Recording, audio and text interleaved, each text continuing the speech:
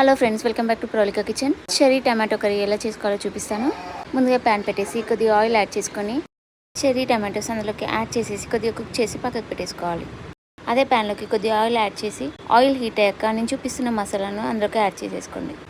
మనం చిన్న చిన్నగా ఆనియన్స్ కట్ చేసుకోవాలి. ఆనియన్స్ కూడా అందులోకి యాడ్ చేసేసుకోవాలి. ఇది కొద్దిగా కుక్ అయ్యాక దాంట్లోకి అల్లం వెల్లుల్లి పేస్ట్ యాడ్ చేసుకోవాలి. ఈ రెసిపీ బిర్యానీ, రోటీస్, రైస్కి బాగుంటుందండి. అలాగే కొద్దిగా పసుపు కూడా యాడ్ చేసేసుకోవాలి. ఈ టమాటోస్ మనకు సూపర్ మార్కెట్స్లో అవైలబుల్గా ఉంటాయండి. పసుపు యాడ్ చేసేసుకొని మనము టమాటోస్ ప్యూరీ పట్టేసుకోవాలి. టమాటోస్ అలాగే ఒక 4 to 5 కాజూస్ యాడ్ చేసేసుకొని మిక్సీ పట్టేసి పక్కకు పెట్టేసుకోవాలి. ఆ టమాటో ప్యూరీని కూడా ఇందులోకి మనం యాడ్ చేసేసుకోవాలి.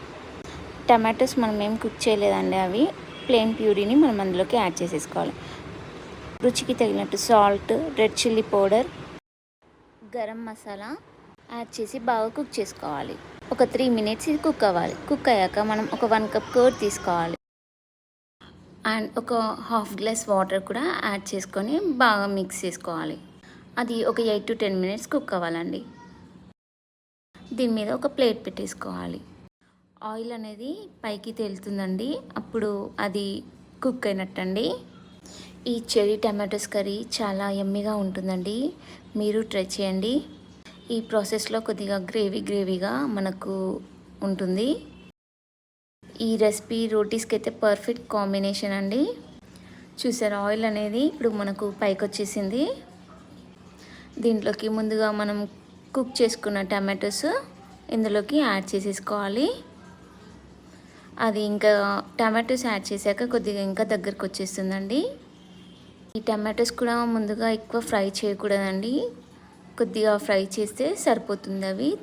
అవి త్వరగానే మనకు కుక్ అవుతాయండి. అవి యాడ్ చేశాక ఒక 5 minutes మనం కుక్ చేసుకున్నాక కొత్తిమీర యాడ్ చేసుకొని బాగా మిక్స్ చేసేసుకొని స్టవ్ ఆఫ్ చేసేసుకోండి. అంతే సింపుల్ అండి. ఫైనల్గా ఇది మనం సర్వింగ్ బౌల్లోకి సర్వ్ చేసేసుకుందాం. Yummy and tasty cherry tomato recipe ready అండి.